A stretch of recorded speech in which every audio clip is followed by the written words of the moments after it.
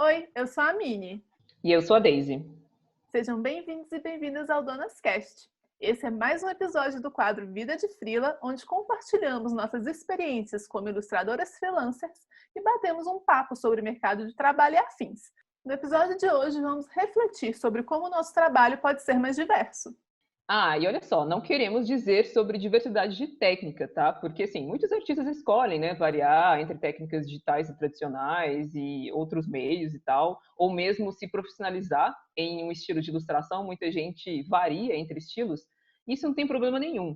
Mas o nosso ponto não é esse aqui na conversa. O que a gente quer é tirar um tempo agora para analisar se o nosso próprio trabalho reflete a diversidade que existe no mundo, ou se nós acabamos refletindo os mesmos padrões de beleza que a mídia vende.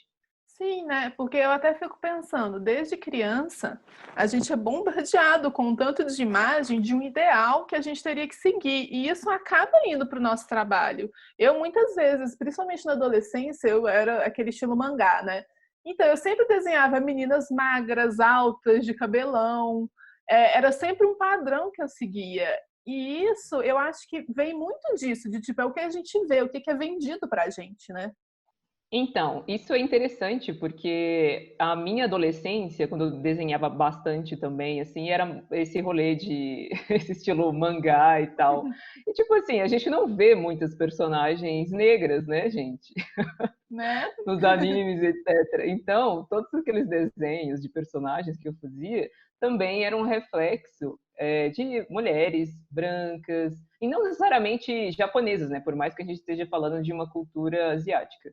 Mas eram sempre mulheres magras, brancas, cabelos compridos, e isso refletia muito também no na minha vivência, né, como fã de animes, porque eu ia para esses eventos de anime e eu via muitas pessoas fazendo cosplay, né? E eu não conseguia fazer um cosplay porque, para mim, eu tinha que fazer um cosplay que parecesse comigo, né? Ou melhor, eu que parecesse com a personagem. E aí eu nunca encontrava nenhuma personagem negra nos animes. Então eu nunca tive essa oportunidade. Hoje a gente vê isso de maneira diferente, né? Tem muita gente que, tipo, eu gosto da Serena de Sailor Moon, eu vou fazer ela mesmo assim. Não importa se eu sou loira, se eu sou ruiva, se eu sou negra, se eu sou asiática, entendeu? Então, tipo, hoje eu acho que também tem essa pegada mais forte, né, de representatividade, de empoderamento, a gente tem essa consciência mais presente. Então, se fosse hoje, por exemplo, eu estaria nem aí, ia fazer os cosplays, né? Mas naquela época eu senti que eu não conseguia me identificar com nenhuma personagem. E aí você consegue notar, né, o como é importante, né, a gente ter esse tipo de representatividade na arte, né, na mídia, de uma maneira geral. Sim, com certeza. Eu lembro também muito, eu sempre gostei muito de mangá shounen, né? Que é aquele histórias mais de aventura, focadas para um público masculino. Então, assim, se tinha uma mulher, era sempre o. Nunca era que lutava, né? Era sempre tipo romance, coisa assim. Até hoje em dia eu ainda vejo um pouquinho desses reflexos, mesmo em animes de luta, que tem mulheres que lutam, aí chega a batalha, elas nunca lutam. Aí eu me irrito demais. Isso quando é sexualizada, né? Então, e era Exatamente. difícil. Eu sempre tive essa necessidade de achar uma personagem com a qual eu me identificasse. E eu nunca consegui me identificar com o personagem masculino, porque eu queria ser uma menina que fazia aquilo. Aí eu ficava até imaginando, tipo, personagens extra, sabe? Ficava assim, deitada, olha, não, então o Inuyasha vai ter uma irmã. Aí essa irmã dele vai ser assim. E eu pensava assim, né? Porque é difícil quando você não se vê, né, em alguma coisa e você acaba sendo meio que forçado, né, entre aspas, a seguir esse ideal, né, que essa mídia vende. A gente fica muito inseguro, inseguro com nossos corpos, nossos cabelos, do jeito que a gente se comporta. Quem nunca ouviu aí que você tem que sentar como mocinha? Tipo, na minha família era muito comum, né? E isso tá aí nossa vida inteira, sabe? E é difícil negar eles na nossa própria percepção de nós mesmos, quem dirá do nosso trabalho, né? Sim, e aí eu acho que a gente, né, como ilustrador, como designer, já que a gente trabalha nessa área de comunicação e mídia, a gente tem um papel fundamental. Porque é isso, né? Porque representar a diversidade é importante. A gente até comentou isso no último episódio do Vida de Freela, né, sobre representatividade negra no mercado de trabalho. Quando a gente coloca as minorias, né, ou pessoas que estão fora do padrão, entre aspas, né, esse padrão estabelecido pela sociedade, quando a gente coloca isso nos nossos trabalhos, nós ajudamos essas pessoas, essa parcela da sociedade a se sentir representado, né? A gente dá a essas pessoas um lugar de destaque numa sociedade que muitas vezes se nega a isso, né? Quantas vezes você já viu, tipo, uma princesa gorda ou um príncipe negro sendo representado? Porque a gente fica vendo, a maioria das vezes são pessoas brancas como protagonistas e pessoas brancas sendo representadas. Isso entra muito na questão de mercado, que a Daisy até falou, a gente comentou no episódio anterior, né? Que as pessoas que fazem as escolhas, né, de como esses personagens serão representados, na maioria das vezes são pessoas brancas e elas acabam por se representar dentro desses ideais. Sim, e olha, velho, ser representado, né? Você se ver representado em algo, seja um livro, um filme, uma série, um anime, enfim, que você ama, aquilo que você ama tem muito poder. Por exemplo, eu já até falei, né, sobre os animes, mas se a gente for pensar na minha infância, por exemplo, foi infância anos 90, vamos colocar que anos 90 no Brasil foi uma loucura. Mas você não via nada na TV, tipo, porque a TV nos anos 90 era a principal mídia, né? Que o pessoal podia consumir, né? Ainda não tinha a internet não era uma coisa YouTube. assim tão acessível, não tinha YouTube, Não onde você tinha podia assistir Netflix, coisa, oh my não God! tinha nada. Era um rolê muito tipo assim, olha, você só tem essa opção e é isso aí. Então, dentro dessa única opção que era a TV, você tinha pouquíssimas pessoas, né, que pudessem representar. Então, no meu caso, eu não tinha nenhuma personagem assim dentro de desenhos animados ou filmes e séries. Eu via que nas novelas as únicas mulheres negras ou elas eram representadas, elas faziam personagens, né, como escravas ou empregadas domésticas, ou quando você via uma mulher negra na TV, ela era globeleza, que é Ai, basicamente nossa. um padrão sexualizado, que inclusive vou até abrir um parênteses aqui, que a globeleza ainda existe, claro, né? A Globo sempre quer vender isso, só que só a partir de 2017 que ela começou a ser uma personagem vestida, né? Agora a Globo ela apresenta uma vinheta do carnaval apresentando diversos tipos de carnaval regionais, né? No caso no Brasil. E isso que é muito interessante, deveria ter sido assim desde o início, mas não. Nossa. Por, sei lá, quase 20 anos, eu acho, eles representavam o carnaval através de uma mulher negra nua. Então, assim, né, gente? Vou só deixar essa pausa aqui para vocês refletirem. Reflitam, né? Não, e ela Exato. era presente assim, a gente parava para assistir quem era a Globeleza, né? Tinha todo um evento nisso. Ó que errado, né? Aff. Um outro exemplo que eu também queria dar, que é o seguinte, apresentadoras de programas infantis dos anos 90, todas brancas, loiras, né? Eliana, Angélica, Xuxa, e aí eu não consegui me identificar nem com as apresentadoras, nem com as personagens dos desenhos animados, porque não tinha nenhum negro lá. Então, pouquíssimas personagens assim da TV que eu conseguia me sentir representada. Eu posso falar, por exemplo, a Biba, do Castelo Rá-Tim-Bum, a Diana, que era personagem de Caverna do Dragão, Tempestade, do X-Men, ou às vezes mesmo a Thaís Araújo. Então, por isso que a gente precisa, de fato, né, pensar mais sobre isso. Ainda bem que as coisas estão mudando, né? E ainda bem que estão mudando, né? Mas uma coisa Pois que eu é. lembro muito também era a questão da Barbie. Eu não sei quem lembra, porque eu acho que ela não existe mais. Você lembra da Suzy? Sim. Então, eu lembro muito que minha mãe gostava mais da Suzy que da Barbie. Porque ela falava que a Suzy parecia mais com a gente. Porque a Barbie é tipo magricela, branca, de olho claro. E a Suzy tinha um corpo que era um pouco mais curvilíneo. Ela tinha mais quadril. E na minha família a gente tem um corpo mais assim, né? Então, minha mãe conseguia se ver mais na Suzy. E eu entendia, porque eu também conseguia me ver. Eu falava, olha, tem essa aqui, né, que parece mais comigo. E até a Mattel, né, que é da Barbie, já aprendeu essa lição também, tipo, para que mais crianças possam se identificar com as bonecas, que agora tem Barbie de vários corpos, várias cores, várias profissões, né? Tem Barbie médica, tem Barbie cientista, design de sapato, tem de tudo, né?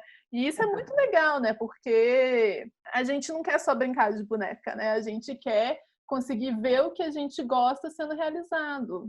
Cara, isso é tão importante porque a gente está falando de público infantil, que é onde você está construindo a sua consciência, sabe? Então, é extremamente importante que, desde o início, principalmente esses produtos, né? Tipo desenho animado, filmes para crianças, quadrinhos, brinquedos, principalmente esses produtos, que eles tenham sim diversidade, porque isso é essencial, né? Para formar o caráter de qualquer cidadão. Com certeza. Porque é isso, né? Quando a gente vê um personagem que é um reflexo do que a gente é, do que a gente gosta, né? Nós sentimos que nós estamos certos, sabe? Que nós podemos ocupar um lugar no mundo, né? E que a gente pode alcançar aquilo que a gente quer, né? Muito empoderador.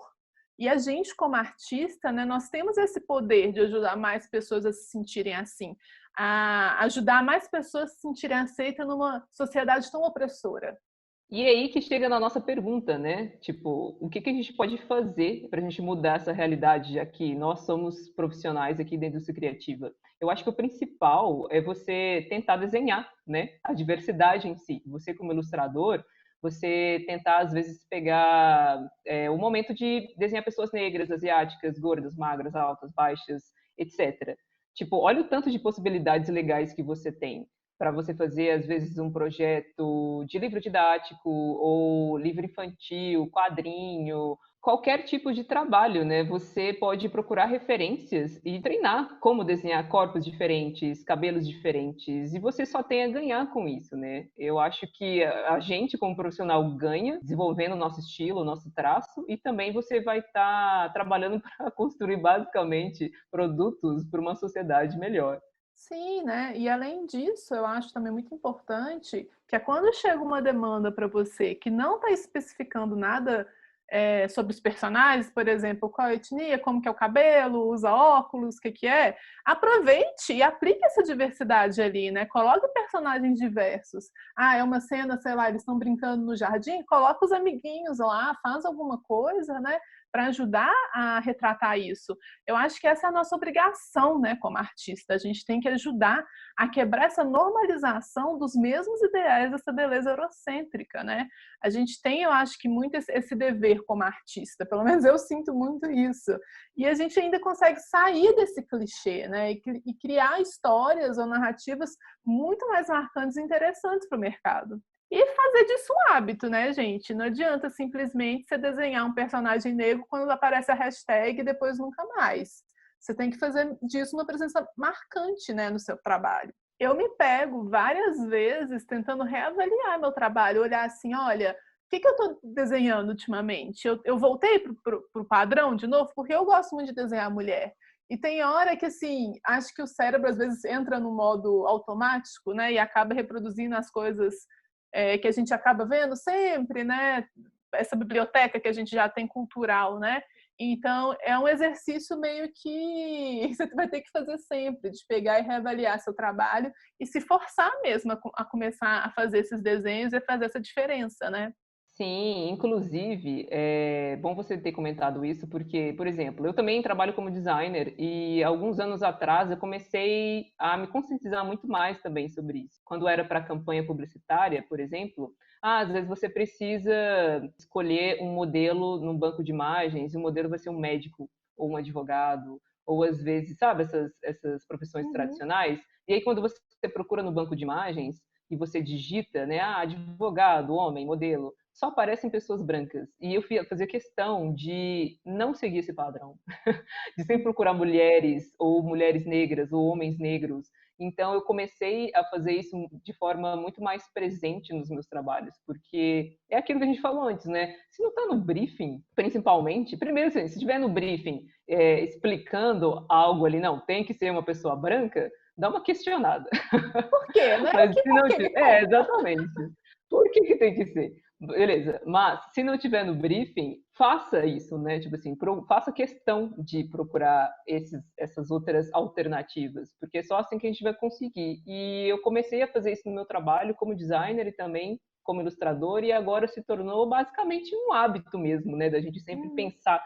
antes, na hora de decidir ali como eu vou representar aquele personagem, aquela pessoa. E isso até sobre as obras que a gente consome. Eu acho que até depois que a gente começou o Donas, a gente começou a ser muito mais consciente na hora de escolher que livro a gente vai ler, que filme a gente vai ver, porque acaba virando mesmo esse hábito de tipo, eu quero ler mais mulheres, eu quero ver mais filmes que foram feitos por mulheres, né? Por que não?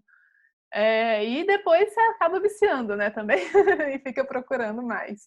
E quem sabe, né, quando a gente começar a fazer mais isso, né, tanto nós como produtores ativos, né, como da indústria criativa, tanto quanto consumidores, a gente pode ver essa diversidade, né, que a gente vê na rua, vê no dia a dia, né, também nas mais variadas produções. É isso aí, vamos mudar essa realidade, né?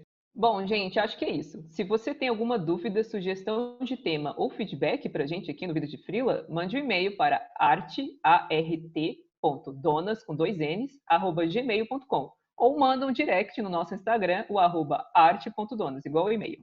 A gente acaba por aqui. Esse foi mais um Vida de Frila. Boa sorte com os boletos e mandem jobs. Tchau! Tchau!